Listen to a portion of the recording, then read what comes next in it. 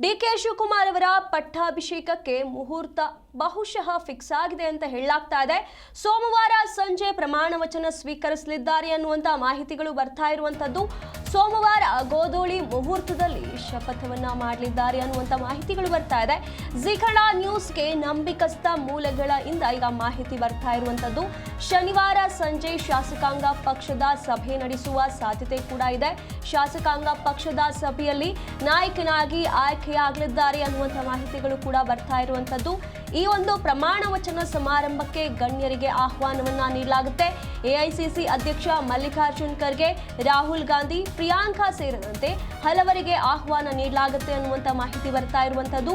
ನಿನ್ನೆ ಸಿಎಂ ಸಿದ್ದರಾಮಯ್ಯ ಅವರು ತಮ್ಮ ಸ್ಥಾನಕ್ಕೆ ರಾಜೀನಾಮೆಯನ್ನ ಘೋಷಿಸಿದ ಬೆನ್ನಲ್ಲೇ ಡಿಕೆ ಶಿವಕುಮಾರ್ ಅವರು ಆ ಒಂದು ಸ್ಥಾನವನ್ನ ಅಲಂಕರಿಸುವ ಆ ಒಂದು ಮುಹೂರ್ತಕ್ಕಾಗಿ ಕಾಯ್ತಾ ಇದ್ದಾರೆ.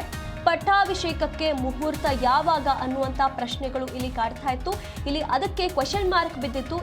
ಯಾವತ್ತು ಏನು ಡಿಕೆ ಶಿವಕುಮಾರ್ ಅವರು ತಮ್ಮ ಈ ಸ್ಥಾನವನ್ನ ಅಲಂಕರಿಸ್ತಾರೆ, ಪಟ್ಟಾಭಿಷೇಕವನ್ನ ಯಾವತ್ತು ನೆರವೇರಿಸಲಾಗುತ್ತೆ ಅನ್ನುವಂಥ ಪ್ರಶ್ನೆಗಳು ನಿನ್ನೆಯಿಂದ ಕಾಡ್ತಾ ಇರುವಂಥದ್ದು. ಹಾಗಾಗಿ ಡಿಕೆ ಶಿವಕುಮಾರ್ ಅವರ ಪಟ್ಟಾಭಿಷೇಕಕ್ಕೆ ಮುಹೂರ್ತ ಫಿಕ್ಸ್ ಅಂತ ಹೇಳಲಾಗ್ತಾ ಇದೆ. ಸೋಮವಾರ ಸಂಜೆ ಪ್ರಮಾಣ ವಚನ ಸ್ವೀಕರಿಸ್ತಾರೆ ಡಿಕೆ ಶಿವಕುಮಾರ್ ಅವರು ಸಿಎಂ ಆಗಿ ಅನ್ನುವಂಥ ಮಾಹಿತಿಗಳು ಈಗ ಕೆಲವೊಂದಿಷ್ಟು ನಂಬಿಕಸ್ಥ ಮೂಲಗಳಿಂದ ನಮ್ಮ ಜೀ ಕನ್ನಡ ನ್ಯೂಸ್ಗೆ ಬಂದಿರುವಂಥದ್ದು ಮಾಹಿತಿ ಇದು. ಸೋಮವಾರ ಗೋಧೂಳಿ ಮುಹೂರ್ತದಲ್ಲಿ ಈ ಒಂದು ಪ್ರಮಾಣ ವಚನ ಸ್ವೀಕಾರ ನೆರವೇರುತ್ತೆ ಅನ್ನುವಂಥ ಮಾಹಿತಿಗಳು ಬರ್ತಾ ಇರುವಂಥದ್ದು. ಹಾಗಾಗಿ ಇದಕ್ಕೆ ಬೇಕಾಗಿರುವಂಥ ಪಕ್ಷದ ಸಭೆ ಶನಿವಾರ ಸಂಜೆ ಶಾಸಕಾಂಗ ಪಕ್ಷದ ಸಭೆ ನಡೆಸುವಂಥ ಸಾಧ್ಯತೆ ಕೂಡ ಇದೆ ಅಂತ ಹೇಳಲಾಗ್ತಾ ಇದೆ. ಆ ಒಂದು ಶಾಸಕಾಂಗ ಪಕ್ಷದ ಸಭೆಯಲ್ಲಿ ನಾಯಕನಾಗಿ ಆಯ್ಕೆಯಾಗಲಿದ್ದಾರೆ. ಈ ಎಲ್ಲ ಮೂಲಗಳು ಈಗ ಒಂದು ನಂಬಿಕಸ್ಥ ಮೂಲದಿಂದ ಇದರ ಬಗ್ಗೆ ಮಾಹಿತಿಗಳು ಬರ್ತಾ ಇರುವಂಥದ್ದು. ಕರ್ನಾಟಕ ರಾಜ್ಯದಲ್ಲಿ ರಾಜಕಾರಣದಲ್ಲಿ ಇಷ್ಟೆಲ್ಲ ಬದಲಾವಣೆಗಳು ಈಗ ಏನು 3-4 ದಿನಗಳಲ್ಲಿ ಆಗ್ತಾ ಇದೆ. ಸಿದ್ದರಾಮಯ್ಯ ಅವರು ಒಂದು ಕಡೆ ರಾಜೀನಾಮೆ ನೀಡಿದ್ರು, ಇನ್ನೊಂದು ಕಡೆ ಡಿಕೆ ಶಿವಕುಮಾರ್ ಅವರನ್ನ ಅಭ್ಯರ್ಥಿಯಾಗಿ ಘೋಷಣೆ ಕೂಡ ಮಾಡಲಾಯಿತು. ಹಾಗಾಗಿ ಇದರ ಬೆನ್ನಲ್ಲೇ ಮುಂದಿನ ಕ್ರಮಗಳು, ಮುಂದಿನ ಕಾರ್ಯಗಳೆಲ್ಲವೂ ಕೂಡ ನಡಿಬೇಕು. ಡಿಕೆ ಶಿವಕುಮಾರ್ ಅವರು ಇಷ್ಟು ದಿನಗಳಿಂದ ಕಾದಂತ ಈ ಒಂದು ಕ್ಷಣ ಇನ್ನೇನು ಹತ್ರ ಬರ್ತಾ ಇದೆ. 2.5 ವರ್ಷದ ನಂತರ ತಮಗೆ ಅಧಿಕಾರ ಸಿಗತ್ತೆ ಅಂತ ಹೇಳಿ ಡಿಕೆ ಶಿವಕುಮಾರ್ ಅವರು ಕಾಯ್ತಾ ಇದ್ರು. ಮೊದಲೇ ಈ ವಿಚಾರ ಡಿಸ್ಕಸ್ ಆಗಿತ್ತು.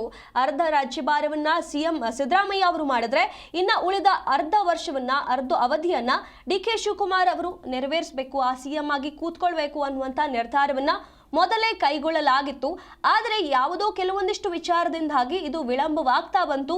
3 ವರ್ಷಗಳ ಕಾಲ ಸಿದ್ದರಾಮಯ್ಯ ಅವರೇ ಸಿಎಂ ಆಗಿ ಕುಳಿತು ಅಧಿಕಾರವನ್ನ ನಡೆಸಿದ್ರು. ಈಗ ಕೊನೆಗೂ ಡಿಕೆ ಶಿವಕುಮಾರ್ ಅವರು ಇಷ್ಟೆಲ್ಲ ಹೋರಾಡಿ ಹೈಕಮಾಂಡ್ ಅನ್ನ ಭೇಟಿ ಮಾಡಿ ತಮ್ಮ ಮನವಿಯನ್ನ ಅವರ ಮುಂದೆ ಇಟ್ಟು ಇಷ್ಟೆಲ್ಲ ಚರ್ಚೆ ನಡೆಸಿ ಕೊನೆಗೂ ಕೂಡ ಅವರು ಈ ಒಂದು ಕ್ಷಣ ಹತ್ರ ಬರ್ತಾ ಇದೆ.